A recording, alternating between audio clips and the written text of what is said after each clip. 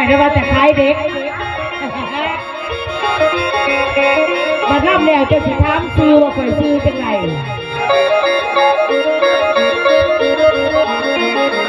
ด้านอันนี้นะพี่น้องแต่ด้านเอาอันใหญ่เดืองทั้งตอนแต่กังก่อนนุ่มเต็มตองขอพี่เอิ้มมาก่อนอย่าที่มองกันฟังแถวให้ชื่อจำได้คำที่สอนตั้งที่แสนประเสริฐศักดิ์สิทธิ์จะจงจิตตาอาณาสิทธิ์อินต้องให้จ่าแทนดาบอบในลำพักแก่งวัดผู้เสียทางขอโทษเดินทั้งผู้รุ่งเดเว็บป่าวิตุลโตกระดังกันดาบอบเล่ายกนี่นำขาดทำตาเราขับก่อนแต่บ่อาบอนต้องสิ้นจูบสิ้นแบบเมาบัวด่าโลกจะบอกว่าสาธรรมนาคำสอนให้ผู้ทนกล่าวแต่พ่อท่านเขาก็ปล่อยบอกปล่อยพระเวสสันดรบาดนี้นั่งที่เจ้าย้อนคนเอาก่อนอย่าติดมาพ่อดาวพ่อมาตามเห็นมึงจริงไอ้ดำเลยจ้าบาดอารมณ์ป่าพันจะร้องตาแต่ดอกขาผาเส้นยุดอาบดอกบางกวางว่าเมียคงบางคนเอาคอบางคนเอาคอยามปูมาส่วนกินจับมันกินมันพากินข้าวเมาอยู่เรื่อยเป็นอีสานอีกอย่างเดี๋ยวเบื่อบ้าแล้วหาว่าโตยิ่งถ้าเขาต้องโตตาแต่พ่อปิดเจ้าพักให้บ้าไปดื่มกินบ้าส่วนบุญแต่บ้าตัวโลกก็จะวุ่นเห็นทุกอย่างที่มีมาโปรดจงเอาเขาเพื่อเอาไปลาแก่ด้านสอบเขาไม่พ้นต่อความข้าวดีหลายอย่างแต่แม่เอ๋ยแม่บัดไปต้องเอาไปรับออกมาเล่นมา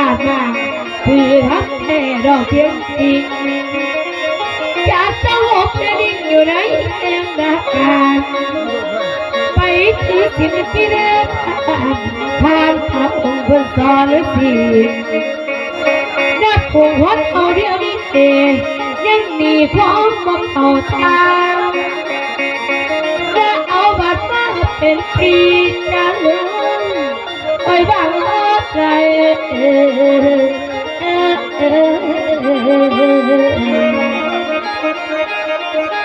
เป็นส่วนบุญเป็นส่วนบุญ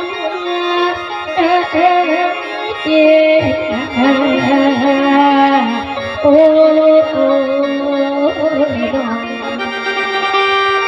เอากราบพุทธได้ดีพ่อแม่พี่น้องบ้านเฮาคิดสมบูรณ์และคิดขนมทอดหัวหน้าวงซื้อข่อยบ้านจังไรปาที่โตถามไปจะจะหมดถามไปซื้อบ่ซื้อพวกขานี่มีน้ำบาจันสมุทรบ่เป็นบาจันตะโพลงไปเลย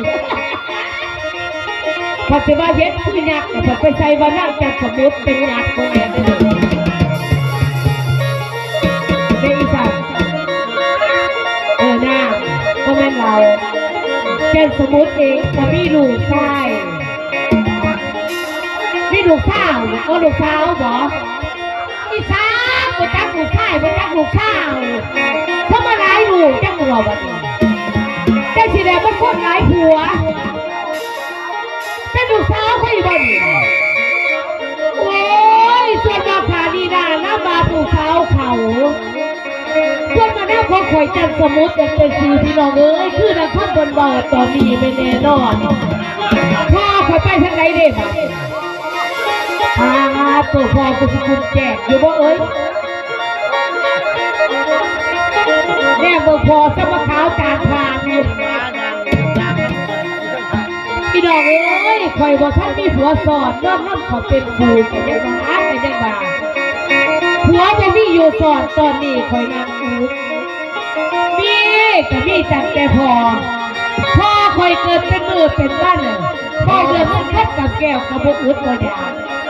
แต่กับมือพ่อข่อยกินจังแต่เหล่าเมาสุราบ่เดือดทีเลย พ่อกระทรวงด้วยกัน เฮียบ่มีเขาอยู่สอนตอนนี้เฮ็ดจังไดโอ้ถ้ามาเป็นจังซั่น ใช่เลยอย่างน้ำอย่างไม่น้อย เท่ น้ำมาได้บู โอ้ย ทางก็ แขกบ่ได้ฮับเธอ เอาเรื่องหลาน แต่สิได้คนๆนำบอกว่าจังสมุทรว่าเป็นสิโอ้ยจะได้กระยามเลย งานบ้องงาน จังสมุทรเองคิดว่าสิไปหาอีพอข่อยน่ะมีเงินทับกับแก้วแต่ข่อยบ่มีความสุขเด้หาผัวบ่ทันใด ไปแบบโบราณ เมื่อนี้ข่อยสิฟ้าไปเอาจะเซฟปานนั้นคนได้เบิ่งบาทนึงราคาบ่ค่อยได้ทิป กับวัฒนธรรมเข้าไปแข่งกัน เอาคนนั้นยังข่อยเด้อตาที่โทสั่งเอาก็สิสั่งหั่นบ่เพราะบ้านนี้พี่น้องทั้งผัวเก่าได้เฮ็ดที่นักไอ้มันถือกับข่อยแน่